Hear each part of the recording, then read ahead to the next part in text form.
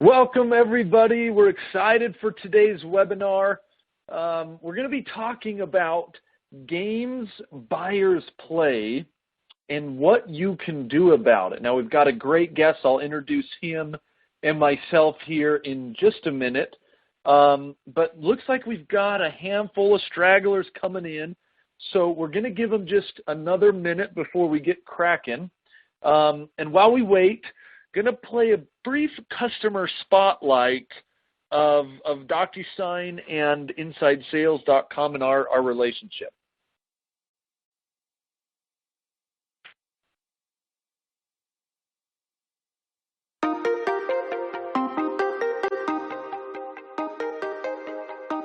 DocuSign provides electronic signatures to both consumers and businesses. So one unique thing about DocuSign that's different from a lot of tech companies is we're pervasive in so many different industries and every horizontal within all those different industries. So these leads we get are very difficult to manage and understand the nuances and complexities of each business to the point that our reps were spending so much time on pre-call research.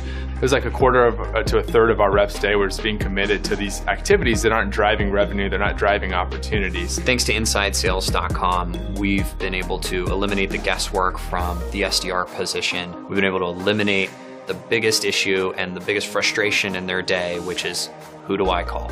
So the Inside Sales product has pretty much taken out the thinking. So really what I do is concentrate on my prospect in the conversation, and that's helped improve my productivity. It can be hard to keep things fresh and motivating. I think that's good enough. If you'd like to watch the rest of the movie, feel free to contact me. Be more than happy to do that. Couple of house cleaning items before we get going here. If you've not checked out our Sales Acceleration podcast, you are missing out. We talk all things marketing, sales operations every Monday, every Thursday. Having a blast. Check it out on iTunes, Sales Acceleration Podcast. Now, for those of you who are wondering, webinar will be about 45 minutes. Feel free to use the hashtag InsideSalesWebinar. And then we promise we will get this out to you, and it will also be on demand. Now, with that, let's get into the fun. So I'm gonna let Dave introduce himself here in just a minute as well. But we're going to be talking about games buyers play and what you can do about it. And I want to, you know me, I'm Gabe Larson. I run what we call Inside Sales Labs. That's our research and best practice here at InsideSales.com. But we've got Dave Mattson, who is the president and CEO of Sandler Training. And Dave, maybe you can introduce yourself, and then I wanted to ask the audience one question before we kind of jump in, if that's okay. Sure. Yeah, it's Dave Mattson, CEO of Sandler Training. I'll give you a quick overview of Sandler Training in a second or two, but happy to be here. Personally have trained thousands and thousands of salespeople, so I certainly have heard plenty of the games, Gabe, and love to share them with you today. That's a perfect transition. So before we get in, I wanted to ask the audience, first of all, I want to make sure everybody knows how to use their question and answer, because we want to make this interactive throughout the webinar and also at the end. So if you can, go to your Q&A box, type in what games have you experienced your buyers playing. As we jump into the topic, we want Dave to be able to have some context. And I just want to throw out, Dave, while some people do this, is my own that I've seen. I was mentioning earlier that, we've just done a research study on kind of what happens at the end of the month. And boy, I'll tell you what, consumers are playing us. They wait till that last day, and some of it's on us, but a lot of it's on them. They wait till that last day of the month, the last day of the quarter, and they force us, force our hand to drop the price and make us look bad. So I'm seeing some other ones come in here.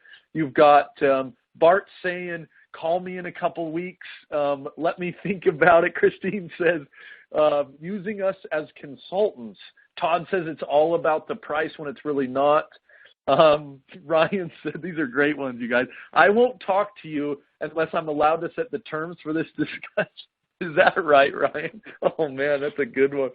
Matt, these are good. Sorry, Dave, I wasn't going to go into them, but I'm getting hooked here. Matthew says the kick the can game, right? So buyers are not being direct. Again, Bart says, call me in a couple. Let me think about it. Hide and seek, going dark. We got a lot of hide and seekers. No, that's fantastic. So with that context, Dave, maybe hopefully you can help some of us figure out what to do about it. We've all got these games. What do we do about it? Over to you. Well, let me just put it into context if I can. So as you said, a little bit about Sandler. We have heard those games and many more that haven't been said yet over the last 50 years. And I would put Sandler in an expert in a couple areas. One is selling. So we believe in a pull process versus push, because I think if you push people through the funnel, they tend to resist and, garbage in, garbage out. So we're big on disqualifying, stopping the game, calling the game, and we'll kind of talk a little bit about that in a second. But really, that's a conversational sales model. And, I think scripts are great, but oftentimes salespeople, we learn our scripts, but the prospect doesn't have their script, and then they say something that we didn't plan for, and we're completely thrown off guard. So how do we deal with that type of stuff? And over our training centers, we have a lot of people coming in struggling with how do I identify when there's a game? Because, Gabe, the people who have already identified the game, kudos to them. How many years did it take most of us to realize that they're actually playing a game? We had no idea, right? It's like playing fetch. They threw the tennis ball and said, "Here's the stall." We ran after it and said, "Oh my gosh, I'm about to close." And they said, "Oh no, let me throw that tennis ball one more time." And it takes a long time to learn these types of things. So we're just really good at it. And so I want to share with you really is some things on what are some of the games that people play. And I'm going to talk about it kind of tongue-in-cheek, Gabe, but I think that, why do people do it? Is it because they want to be cute? Are they trying to waste our time? I don't think so, because their time is just as valuable. And in today's environment, we really have to make sure that we protect ourselves about wasting time on the seller side as well. And that's a good mindset, because if we think that we're just getting dragged through the mud, we have to do something to stop this, whatever it is, in a very nice way, because they may not be a prospect today, but they may be a prospect in the future. So how do we do that? But I would say two things. One, the games that we complain about, that you were laughing at, we're reading, because we all know we've been there, we do the same thing to other salespeople when we're buying. I mean, it's true. So everything that we just heard that we are victims of, we love to victimize others in a situation when we put our buyer hat on. So true. So true. So true. Yeah, I wish I could make that decision. Unfortunately, my wife's not here. Whatever it is, you can come up with a million of these things. And we do it too. And that's why it's almost this dirty little secret that we have amongst ourselves. But I also think it's self-protection. I mean, really, if you look at, and I'll even go to Hollywood for a second, how many movies are out there about sales? You've got a million of them way back when with 10 Men, and then you got The Wolf of Wall Street, and, Boiler Room, a million of them. But no one has a great movie on all the things that we actually do and the value that we bring to society, and it's just an awesome profession. They set it up as a predator type environment. So people are just saying, let's protect ourselves, right? I remember I told my parents I was going into sales. They honestly thought that I was going to move right back into the house because I must be unemployed. And that's what they had thought, because they're not accustomed to that. And so, so how do we do it? Well, I think there's a couple games that we may have seen. One is, they feign interest. So what does that mean? I think there's two different things going on. One is they withhold information. They keep their cards close to the vest. I'm going to call it that, because I heard that in some of the things that you say. They don't say, when you come in and say, Mr. and Mrs. Prospect, hey, thanks for inviting me in today. Can you tell me a little bit about what's going on? A lot of people downplay. They hold their cards close to the vest. They don't want to say to you, hey, I'm so glad you're here. We have a real serious problem in service, and this is what it's costing us, and here's the ripple effect, and we're losing clients, and it's a real problem. I need you. We're in trouble. They don't come right out and say those types of things, because in their mind, I go back to the movies, they think that all that information that you openly shared would be used against them, and all of a suddenly now the price is going up, the more you need them. So they have to downplay that interest. They just kind of say, well, I'm not sure. We may have an interest. Things are okay, but certainly service could be better. And they just push it down because, again, they don't want to tell you how bad it hurts because they think if it hurts badly, then that's a high price. I'll even give you an example. Let's do how we do the same thing with us. Let's say I'm shopping for a red couch, and I know it's a red couch. I know what color. I know the measurements. I know what I want to spend. I go into a furniture store, and immediately one of 300 people waiting for me to walk through the door approaches me, and they say, "May I help you?" Now, Gabe, what do 99% of the people say? I'm just looking. Nope, I'm just browsing. Yeah, exactly. But we've already had this discussion in the car, my wife and I. We know how much we're taking. And in my mind, I'm trying to get out of there in exactly, 14 minutes because that's how I shop. But nope, just looking. Because if I said I had a $3,500 budget, in my mind, you're going to take me to the $35,000 to $5,000, where I could have, if I was smart, found the exact same thing that I really wanted in my fantasy world for $700 or whatever it is. So I protect myself. Now, we've all seen it. We've all seen this happen. So when people say, I'm not sure I have interest, unfortunately, the amateur salespeople, we try to throw more stuff on. Well, would you have interest? And then we throw the features and benefits on, and then we throw the pricing thing on, right? But you really would have interest if it was so much less, wouldn't you? All that stuff gets kicked in. So I think that's one of them. But the opposite is true, too. So we withhold information, but the buyer also over-exaggerates interest, but for a different reason. So one is, I don't want you to know how bad it is because I think you're going to use that information against me. The flip side is they over-exaggerate their interest because they want to keep their current vendor partner honest. They want to see what else is new in the marketplace that they're not aware of, so they could do it without you for less. And so that stuff sounds like, hey, I'm so happy you guys are here. We've had this particular, vendor here for about 10 years, and it's time for a change. We really are looking for some innovative things to do so you can just, rock our world. Help us become more innovative. Help us become more, more efficient in what we're doing. We need help.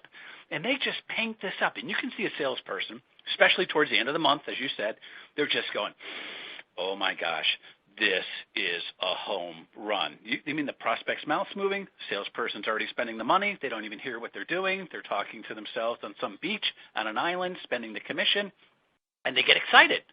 They get pumped up because what are they doing? Well, they're hooking us, right? Because they want to know all of the things. Doesn't mean that they're a prospect, but as salespeople, we lose more than we win. Really think about it as a profession. It's kind of, we put ourselves into a lose situation. We lose more than we win. So when somebody says they are excited to see us, they are a prospect, they have needs for what we sell, we're almost like, whew, thank goodness. When the first time I heard that, Gabe, I thought I was on candid camera. I was looking around for the cameras. I'm like, really? Because that's never happened to me before, but I want to be there. It's better than going and getting rejected somewhere else. So, right. I think, let me ask you, you've seen some of those things, right, where we're either downplaying interest or we're over-exaggerating how bad we need you. It's common. Fair? It is, absolutely. I think it's, like you said, it's the game we play. It's the game we play.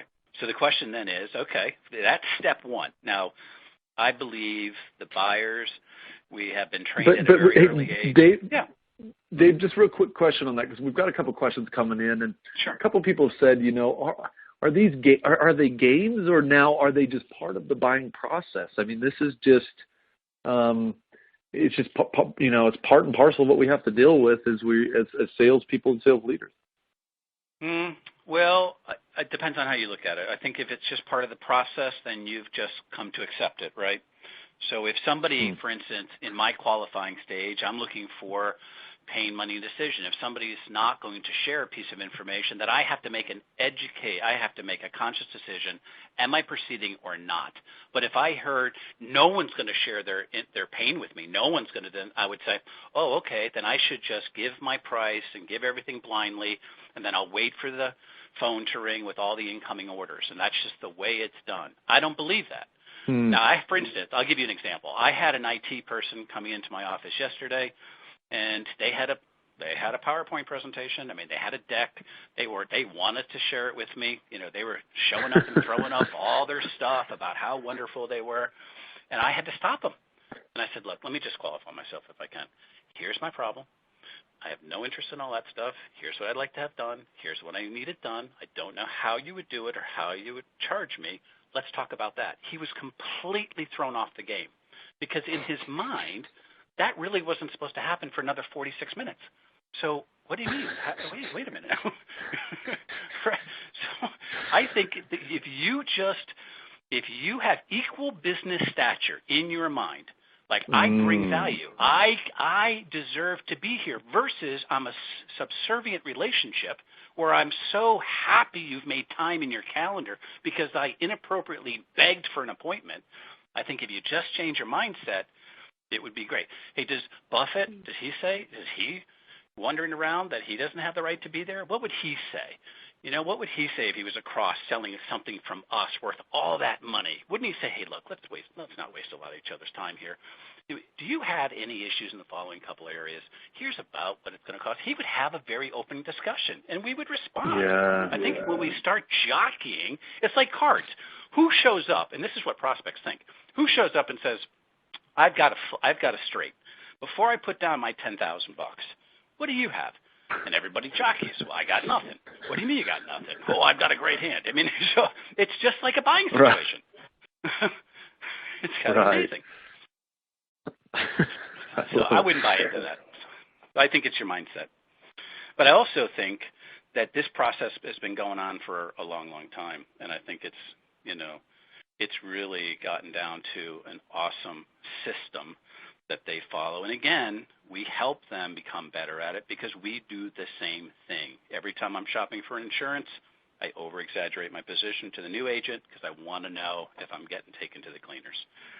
If I'm out there shopping for cars, shopping for whatever, I always say I'm not interested. So this is just how it kind of works. But here's what happens.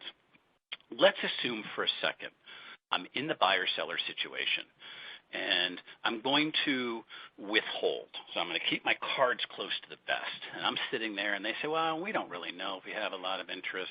It sounds interesting. I mean, what you've said, to be honest, has piqued our curiosity. Would you be nice enough to put what you just said in writing, maybe in a proposal, and come back and give us a presentation? And we are so excited because we say, oh, my gosh, that's interest. We love that. But that's a game. Right when they say, could you gather all that up and put it in writing? And how would you solve all these issues that we've talked about? And I remind you now, they've put about 600 issues on the table because it's really not a singular focused deal. And so now you're all of a sudden this massive business consultant to solve all problems in your area of expertise. And they say, could you come back and give us a presentation? Now, we throw all qualification out the window. Maybe we should say, love to do that. Can I ask you a couple questions beforehand? Because I have no idea what I would put in the document. See, if we were financially independent and didn't need the business, what would come out of our mouth is completely different than, oh, my gosh, I got to hit my numbers by the end of the month. Because when I hear somebody say, put it in writing, come back and give me a presentation, which is game on, the salesperson says, you betcha. You betcha. Because, oh, my gosh, I was about to have to go out and make more calls. This is so much safer. And they run back, and the whole group gets excited because I've got one, right? And then this is how sick it is, Gabe. I even beat up my manager to give me a better price to a suspect that I haven't even qualified so they would say yes, even though I don't even know their budget. So I'm out there. Now, here's the thing. Unpaid consulting. So this is where we're going to go back and do all of the things that we know. Because the fact of the matter is We are good at what we do. Salespeople we know our stuff. And the prospect wants to know what we know. They just don't want to pay for it, and maybe they'd like to do it internally or do it for less. And that's what they're doing, self-preservation, and I get that.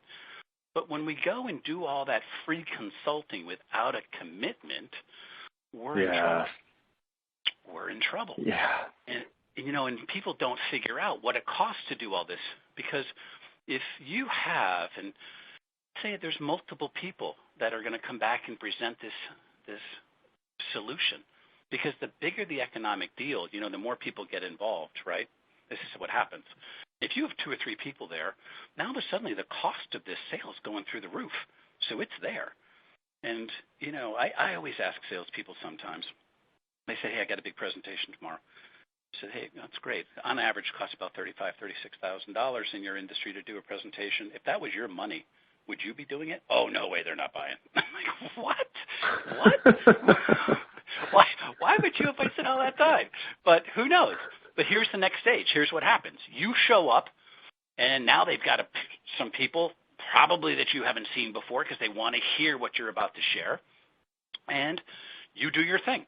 I mean, you're blowing and going, you're doing your thing, and then somewhere we do that trial close that we were taught. About 46 minutes into it, you take a deep breath and you say, so what do you think? Right? So that's your close, evidently. And then here's the next game that happens, which is awesome. First, they give you a compliment. That was one of the most insightful, really insightful meetings I've been sitting in a long, long time. We have learned so much today.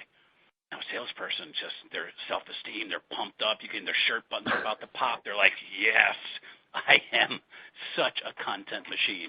And they get so excited. But they give us that because here's what's coming next, which is they commit to nothing. And it'll sound like this after they say, this is one of the most insightful presentations we've seen in a long time. I really honestly think there's a place for us to do business in the future. I'd like to suggest the following steps. First of all, I'd like to say we didn't expect to get wild like this. But since we are, I'd like to form a committee to start a study to see how we would implement the things that you shared here today within our company, because I really do see a long-term partnership here. That's how it starts. And you're like, yes. But yes was what? They committed to absolutely nothing. Right? They gave you a great compliment. I mean, I've watched salespeople get letters from the company saying how wonderful they were, which means you're not getting any money, because that's what happens. It's part of the game. So they commit to nothing by saying we've got to form a committee to start a study, or it's something else like, hey, let us incubate this. There's a lot of information. Let us digest it. Let us do this, all that stuff. And then time goes by. You leave. You're pumped. I mean, you're high-fiving yourself in the elevator. It's awesome. And now you're at your office. And what happens? They disappear. There's no calls. You're leaving messages. You almost feel like a stalker, right? You're leaving your cell phone. You're leaving your home phone. You get your manager call. You're dropping the price on voicemail. So true. Anything to get a response. And that's it. Those are some typical games, and you'll hear that all the time. And I've heard games like, hey, we've got a new person starting in their position in 3 months. We're going to, make sure that they're involved because it's important that they're involved. That's kick the can down the hallway there for a little bit. All these things. And by the way, those committees that they're talking about are super secret. You've never met any committee member. That's what normally happens. So these are people that pop out of nowhere that you've never actually seen before. So I think those are some of the things that popped up on the screen, I think, Gabe. Yeah, all over.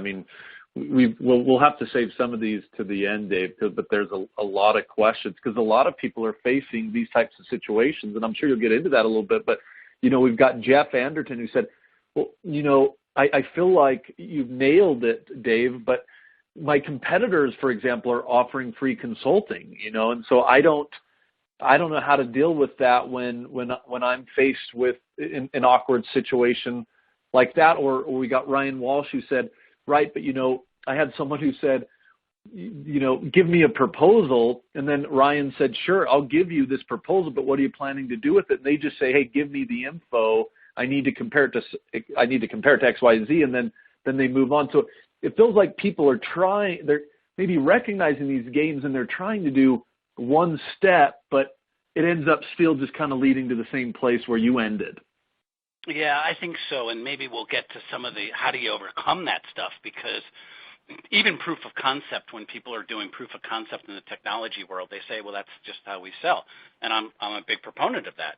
But if you don't have a clear understanding of what's going to happen when that beta goes well, and what's happening as a result of that, and here's the meeting by which we're talking about it, you never actually close on that proof of concept. And if somebody says, hey, listen, I'm going to stack you up against anywhere else, I'd say, awesome. I look forward to that. My track record's great. Can you give me the criteria by which you make those decisions to make sure I nail every one of those? And they don't have one. And then I always say, well, let's create one real quick together. And now if you can co-create that, you're better. If somebody says, Dave, could you do a presentation? I said, I'm about to do that. I always co-create it with you. Let's start from the top. And you just take that piece and you start creating it with them. Because once I love they that. fingerprint I love that. Yeah, always agree, but have them participate. Because when they fingerprint it, when they give it, hey, this is our work product, it's easy. People never argue with their own data. Whatever you come up with, they'll edit. But if they helped you create it, it's great. I mean, we're married. We know how this works, right? I mean, if it's a team decision, it's much better. So that's how it works. But, we step on our own feet as traditional salespeople. We go in, we try to get rapport, but we do it, unfortunately, the wrong way. We look at pictures. Oh, I went there too. Oh, yes, this was great. And we think that we're now aligned, right? And then we'll create some interest, which is, hey, would you have interest if I could do this? Would you do that? And what we've done is we haven't actually qualified. We do a presentation too early in the process. If you ask most salespeople, what they end up doing is they present early in the process, trying to wow their prospects. And all the games that we're talking about here is because we probably haven't done a good job qualifying ahead of time. See, I think the value of a salesperson is determined by the information that you gather, not dispense. And that's where we get into trouble most of the time. Interesting. So a question for you, Dave. We've got Tom here. Tom Denton from AMI. And so we talked just a little bit about this qualification concept, right? So a lot of research out there saying, hey, people, especially prospects, they're further down the sales process because they can do a lot of research themselves. So they won't maybe allow us to do as much qualification as we did in the past because, again, they've done the research and they've qualified us. So thoughts on that? Do you believe that qualification it's in something of the past, or do you do it differently now that buyers are more educated, or how do you get around some of these quote-unquote newer age concepts? Well, I think we all have the ability to go on the internet and research. I certainly research all of my physical ailments before I go see the doctor. Doesn't mean I'm right? But I don't go in there. I am the doctor. I say, hey, doc, listen, before you do any x-rays, I want to tell you right up front, here's the situation. I'm willing to pay this, and therefore that's malpractice. We buy into that. So I'll always say, when I'm with a prospect, I say, look, I'm normally in front of a couple different groups. One's done a ton of research, and others aren't really sure what the issue is. And, there's some discussions. I have a longer speech, but I say, where do you fit? Oh, we've done a ton of research. That's wonderful. So what have you identified as your top 2 or 3 issues? You should use the fact that they did it as your beginning conversation versus just checking off the box. Research. What I found is the majority of people who have done the research sometimes are actually come to the conclusion, and they're solving the symptom, not the problem. Yeah, that's great. So that's a little that judo rather than boxing kind of approach there, because I do think a lot of reps, right? We and Tom, I'd be interested to hear kind of your feelings on that response from Dave. But, as reps, we do want to go to our needs audit, our discovery questions that just go, okay, let me go check the box. And it doesn't bring in, you could actually use that research in a judo play to your advantage. I like it. Absolutely. And I would say, Hey, look, I know you've done your research. I've got so many different options on how I could potentially solve the issue, which, by the way, I'm not even sure I can at this point. With your permission, can I ask you 10 or 15 minutes worth of questions so I can really narrow down my recommendation on how to solve this issue? I've yet to have a person say no to me. And so here's some key phrases. With your permission, they always say yes. You don't say, hey, can I take 3 days? No one wants 3 days. But once you start asking questions, then they're going to start talking. And by the way, that's a great conversation. Sales should be conversational. You should be asking a lot of questions. When my doctor asks me questions, I love it. The thing I like that you said is you can go in partially with the judo play of research, but you could actually say something like, hey, what I've found when people are doing research, here's some of the things they've run into. Back to qualification, are these some of the things you've run into? That I think I like some of those judo plays. I think they're pretty powerful. Yeah, I think, for us, I think you should go in with your top 2 or 3 pain indicators. I'll call them like a 30-second commercial. I've typically found people like yourself are experiencing these types of challenges, and you just bang them with those pain indicators, and they'll say, yep, nope. And it is great. And I think the higher D, those people who just want to cut to the chase, let's not socialize, really don't care what happened about your weekend, those people I love to get into, because you just ask a quick question, they'll bang it. They come right back at you. I love that. Yeah. I think it's when you go into what you said was magical. I, as a salesperson, have a step-by-step process that I must follow and I cannot deviate. That's where we get into trouble. That's where the games outplay us, because they can adjust like any other sports team. When we don't adjust our plays, they're going to adjust theirs, and then I guess who's leading the dance, really? Who is leading the dance? I think salespeople, we need to lead that dance. We need to lead it with our questions. We need to lead it by setting up a good agenda so you have the position of asking those questions, which I'll share. It's all in your mindset. We talked about that. But I think if you think differently, and if you just say to yourself, in the car, I need to answer the following X amount of questions, how you get there, you should have that flexibility, because every buyer is different. But you should stay on your game. You should stay on your playbook. And if you'd like, let me kind of walk you through a couple maybe tactics and strategies on how people could think about it. For us, I think you should have a system. And most of the people on the phone, if you really ask them, and it was just us, no one was looking over their shoulder, could you write down the system or process that you follow from the time that you're thinking about prospecting to the time you're selling additional products and services to your customer? Jot it down. And I've done this for 30 years, Gabe, and very few people can actually write down their system. And that's why the game. Well, I think the misnomer is we think maybe we have a system in that we have like opportunity stages, but you're not talking about opportunity stage. That's not a system. That's a random process that some guy from ops set up. Yeah, exactly. I think you should be able to say, here are the steps that I follow, and from that, look, here's quickly.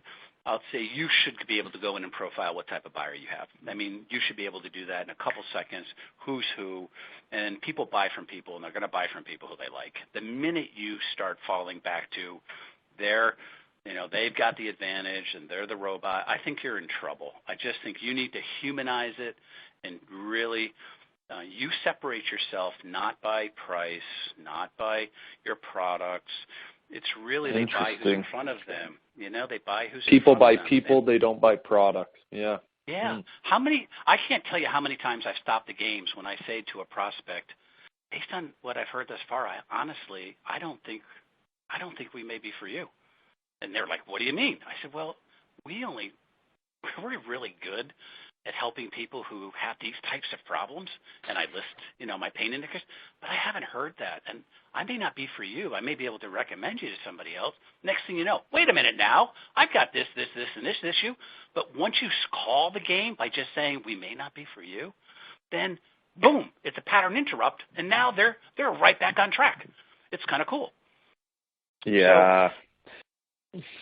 Wow. Dave, real quick, that's probably one of the most empowering things I've probably heard in the last, month, probably this year. It's so empowering as a sales rep to take that on and say, you know what? People don't buy products, they buy people. That takes, it's on you to establish that credibility. It's not the product, but you. And if you can do that, my goodness, I think you're going to be in a whole different ballgame. I like that. I got that one written down.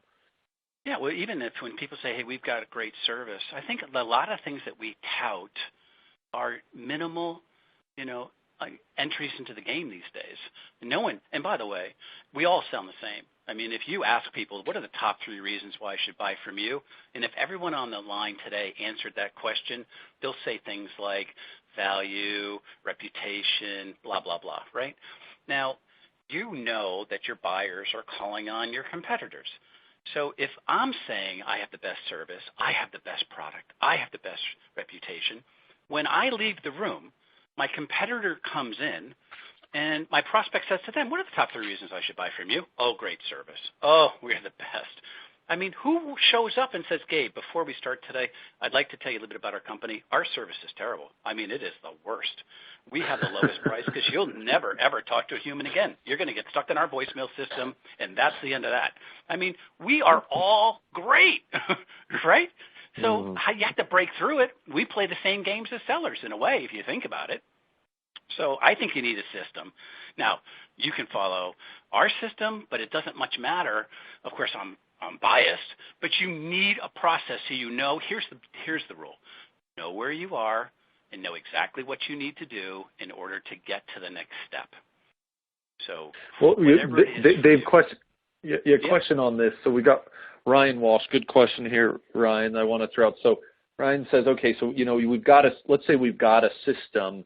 How much do I need to man up to a system? And I use that word hopefully appropriately, but do I walk away from a meeting if the prospect who before the meeting agreed to an agenda and meeting participants, wants to depart from it and actually, do something completely different? Do I try to stick really rigid to my plan, or do I this is a very tactical kind of question there, but do I stick to my system, or is there leniency to say, you know what, I'm adaptable? Well, I think you should be adaptable, but I'm going to answer his question specifically, and then I'm going to give you a slightly different answer. I think by sending somebody an agenda ahead of time isn't good enough. I think you need to start every single meeting covering the following things. After you say, hey, thanks for inviting me in, and oh my gosh, the weather's terrible, whatever you do there, just 1, review the purpose.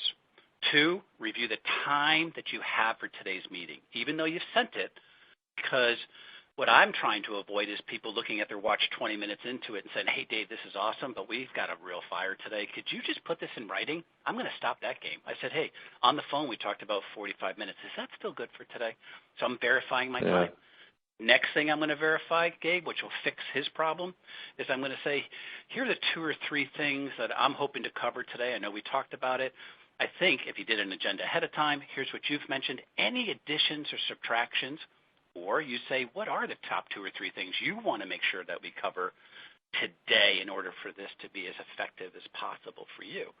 And then the last thing you should cover is, hey, if things go well, here's what I think some proposed next steps are. I tell people up front what I'm going to try to close for at the end of the meeting, so they're not surprised. If you would cover those things every single time, these agenda bombs that are thrown into the meeting will disappear. They disappear because you've already dealt with it. Then you can decide, do I want to continue or not? Now, do I have people who aren't going to play ball? If I know in my heart of hearts that if I didn't have, let's say they're not going to give me the decision and budget information, hypothetically. If I know intuitively, if I don't even track it, that there's probably a 3 or 4% chance that I'm ever going to get that business because I can't actually propose anything because I don't know the budget, or whatever it is a valuable piece of information in your selling process, I think you should walk. And by the way, if they let you walk, they're never buying anyways.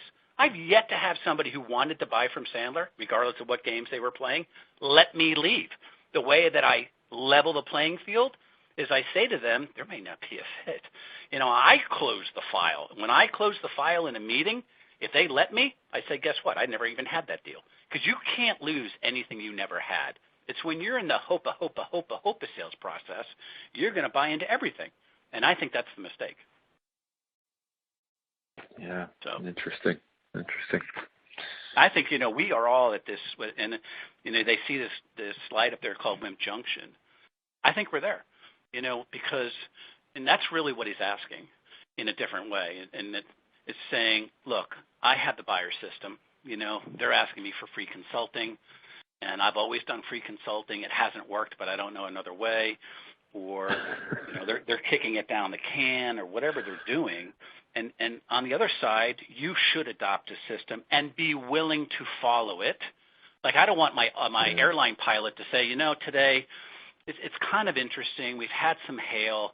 We've got lots of stuff stuck in the engine. Let's just bypass that and take off today. I don't think that's how it works. It's in sales that we bypass the systems. But eventually you're going to have to ask yourself, am I going to wimp out and acquiesce to what I know is a dismal failure of my time and outcome, or am I going to man up, as you said, and say, hey, look, I need this information in order to proceed, or there may not be a fit, and let them decide. See, this is the magical moment. I would tell everyone, let the prospect decide if it's over. You don't have to wonder. You can just say, in order for me to really help you, I need the answers to the following 2 questions. I don't know how to get it yet. And if they say, well, I'm never doing it, that's okay. They just made that decision. But for you to fantasize the conversation is a big mistake. I think that's where we fall apart. So it sounds like, I love the pilot analogy. I mean, if they're going to run their system, you got to stick to their system. So we got Andrew here, asking and saying, hey, and some of these are tactical. David, he says, I've got these stringers or people that string me along for months and months and months, and they can never get around to discuss. I guess the same kind of principle applies. It's like you've got to, not give them an out, but kind of throw that out there. Look, if this isn't good, this may not be the best solution. It looks like it's not the right time or the right thing for you. And you let them kind of make that decision, but you present it to them. Absolutely. Hey, listen, let me even do a voicemail jail, because it's when we're stalking, and they disappear. That was a lot of the ones that you started off with. I can't find them. They're disappearing. And I think they disappear once they get that free consulting. A voicemail that I know works at least 36% of the time. At least. If you would do something like this, because if I lead up to it, you've called, they don't return. You've called, you don't return. You've tried every trick in the book. They're just not calling you, right? And so instead, you could just leave a voice message. Gabe, hey, it's Dave. I know I've left you a couple messages, and we were talking about XYZ. Left you a couple messages. Haven't heard back. I get the feeling you guys have decided to go in a different direction, or there's a bigger fire that's popped up, whatever the case may be. But would you be nice enough to just leave me a voicemail after hours, just giving me a heads up that you guys have gone in a different direction? I'd appreciate it. That's all you need to say. Yeah. And what happens is, if I'm with you for like a 2-day boot camp, I'll do that little, trick there at 9:30 the first day and say, whoever gets the first response, I'll give you X. You would be shocked how many people are playing voicemails. I've chased this person for 6 months. They just returned the call. Why? Because here's why. I got the feeling you guys decided to go in a different direction, which is okay. But would you be nice enough to just leave me a voicemail after hours? No pressure, right? Because most salespeople say, Gabe, I'm at my desk waiting with my manager. Please call immediately. Gabe, you didn't call. I'm still here. Please call immediately. Gabe, here are my parents' numbers. I'm going to be with them all weekend. Please call immediately. Man, you're basically you're basically describing my college dating experience. I was that guy who, I thought you loved me. Why aren't you calling me back? Exactly. You must have lost my number. Yeah. Yeah. But I guess you're right. You've got to set up these boundaries. Yep. So maybe with that, if there's some Q&A, we could talk all day long. I'd love to share the Sandler selling system. But really, in essence, if there's something that if there's some Q&A that's popped up that hasn't been there, happy to give them some tactics. I think the bottom line is, though, follow a system. If you trust it, don't deviate from it. If you don't trust it, adjust it until you do trust it. I mean, that's really, Yeah. I trust mine, and I'm going to trust mine, and that's the end of it. And if you don't fit in, it's okay. It's okay. Because I think you also, Gabe, should get points for disqualifying prospects. We only get points from our sales leaders for what's in the funnel, and that is really backwards. That's backwards. Sandler, David Sandler, when I worked for him, David Sandler would say, I was on a 6-week selling cycle for what I was doing for him at the time. And he would come in about week 8 and say to me, hey, what's going on there? I said, well, these are all happening. And he would say to me, guess what? You have exactly, a week, and I'm taking all those files away from you. Like, what? So he would make me call and literally close the file and say, it's obvious something's come up or there's no way we're going to be doing business. I understand that. And I would have other little tactics. I must have done something. I apologize. I'm not sure what it was. And I would take personal responsibility for it. And the minute I took personal responsibility, no, Dave, it's not you. There's a new person in charge. Here's what's going on.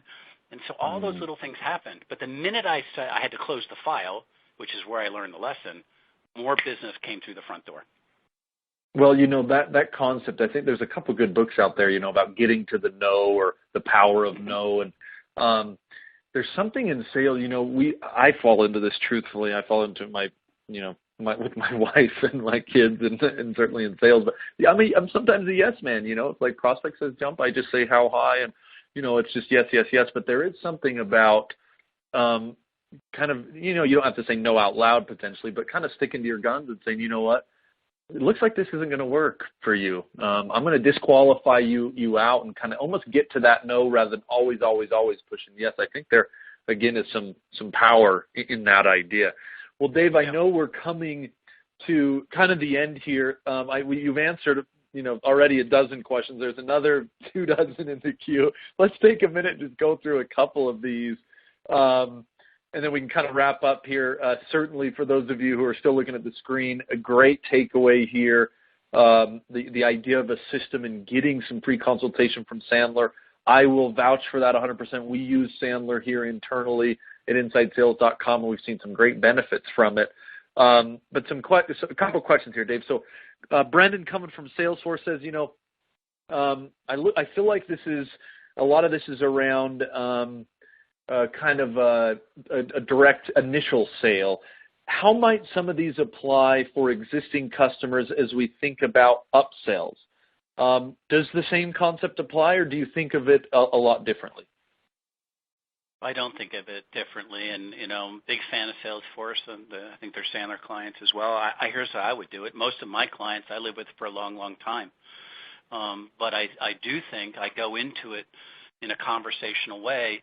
And then I'll say things like, hey, I'm not sure this is for you, but can I take 5 minutes and explain a thought that I had about your particular situation? You can tell me whether it's worth investing time for us to continue the discussion.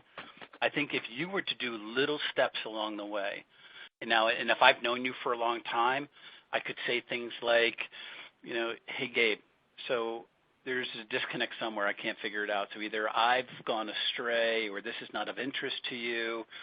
Tell me where we are. Because listen, we've been dealing with each other for a long time. I don't want to waste your time if I'm off track.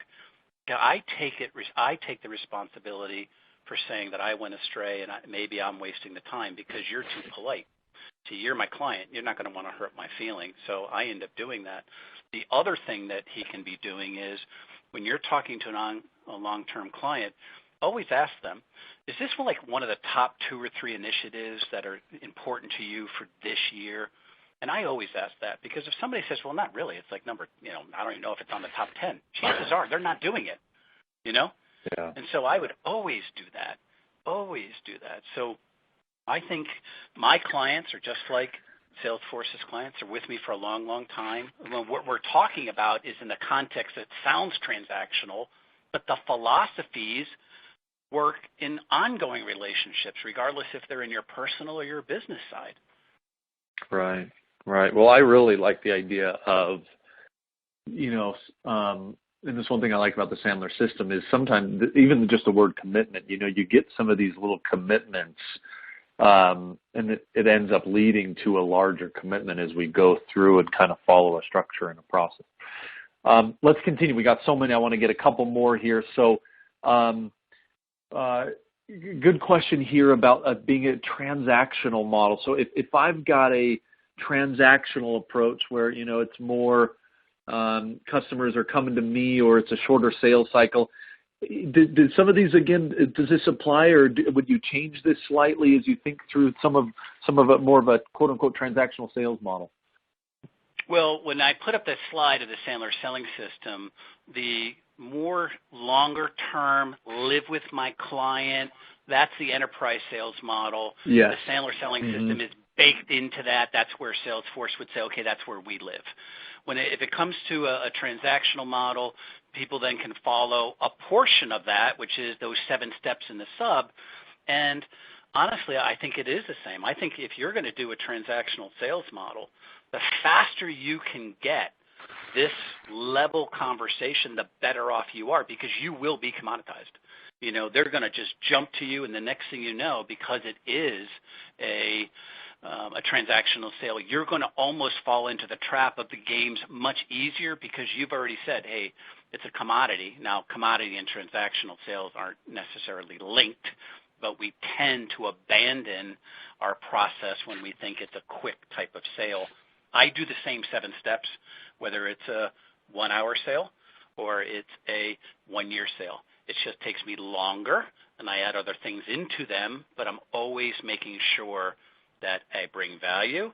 I know what my agenda is, or in my upfront contract, I never leave a meeting until I set the next agenda and who's going to be there.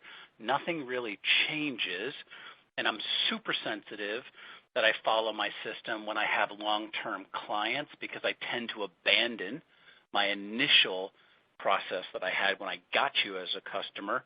But I think, it's my job to go deep and wide. It's my job to make sure that I've expanded your thought process and bring new things to the table that you haven't been aware of. I do all the same things. I live in that Salesforce world, but I grew up in the transactional world. So it does work, and Sandler clients follow, they're all over the place, whether there's transactional or more of a enterprise sales. So I say follow your system. Just adjust it. So I love it. So a couple tactical questions here. A couple of people asked about, when having to deal with RFPs. So I'm going to see if I can paraphrase this from Adam Wolf here. So he was asked to submit answers for an RFP. Now, he had submitted something similar to a prospect several years ago. When asked, he was told that the decision makers are not speaking or meeting with anyone. You can submit questions to the gatekeeper, and they'll try to get you some answers. So he says, my training tells me I probably shouldn't pursue this, but it's a large potential client. We are qualified to provide these services. I'm not feeling a lot of pressure to pursue it, but I'm not quite sure what I should do. Any thoughts on that? Yeah, well, we're all falling into that camp. So, I think first you should start to do, again, your historical perspective. How many of those do you actually win? And let's assume that it's a low number or a high number. You decide what it is. But I know if we don't get to talk to anybody, and I'm talking to a gatekeeper who actually has no understanding of the business issues, I have a little or no chance of getting that business. And so I waste a lot less time. Now, he may have come to a different decision. Here's my favorite line. You have to decide if it fits. And it fits for me sometimes, and sometimes it doesn't. But I'll always say we have to respectfully decline answering the RFP. We believe we're in a position to add value, but we don't have enough information for us to respond properly. And let it go and see what happens. When they call back, if they do call back, they want you on that list. And I'm just not one of the 3 that their company policy says, because they've already sent it out to 38 other people. Because corporations do have a policy. They have to have 3 of us. And the minute I start jumping out of the boat, if they let me jump, it's okay. If they don't let me jump, it's easy. And I've got a ton of calls, and I say, I understand you have protocol, and I certainly respect it, but we do too. And I cannot propose stuff that I don't understand the business issues. Who can I end up talking to? And so I'll do it that way. You also, listen, in today's technology, if our prospects are researching us, why don't you research who's buying on that side? It's not that difficult. You can figure it out and start dripping content and start figuring out who in that organization is most likely purchasing and connect with them through LinkedIn and others and start doing your thing. But you have to decide that. Now, you can ask very technical questions. You can ask all the questions that you need to make sure that you are a fit. And you can decide. There's a million ways to answer that. We do, whether it's government or others, but I think you have to come up with A, what information do you need before you proceed, and then how else would you get it? I mean, most of the time, the business people talk to me because I bypass the gatekeeper. And most people say, well, Dave, if you bypass the gatekeeper, you're going to upset them. I don't really care because I'm never going to see that gatekeeper anyways when it comes to this situation. You know, when I have one of 6 committee members and they're my gatekeeper, I've got to handle that a little differently. But when I have somebody just gathering 38 things so they can put it into a metrics of who's answered what, I don't really care. And if they say, hey, you broke the rules, you're out, okay, that's fine. But because I know my stats, my closing rate would have gone up. So you just have to know your business a little and then decide how far you're going to push the envelope. Yeah, wow. Interesting, Dave. Well, there's certainly, I know we kind of are coming to the end here. Still a couple more questions. What we'll do, everybody, you know, Ryan, Leslie, Dave, a couple other questions. We'll make sure that the Sandler team and ourselves that we review those questions and see if we can't get answers back out to you. But we are going to wrap up here due to time constraints. Again, 2 offers. I just want to throw out one more time. Make sure you do look at the Sandler free training session. You definitely will get value from that. In addition, as we think about outreach strategies, InsideSales.com, some great outreach strategies proven to work in your business. And I assume I speak for Dave here, but we definitely would love to continue the conversation. We will be offended if you don't add us on LinkedIn or follow us on Twitter. And with that, Dave, I'll give you closing remarks. You know, once again, I just think, listen, you can't lose anything you don't have. Trust in yourself. It's okay. Have a game plan. Be willing to adjust. But at the end of the day, you know, you can make that call. And I would just say you can't lose anything that you don't have. And you should go into it with equal business stature.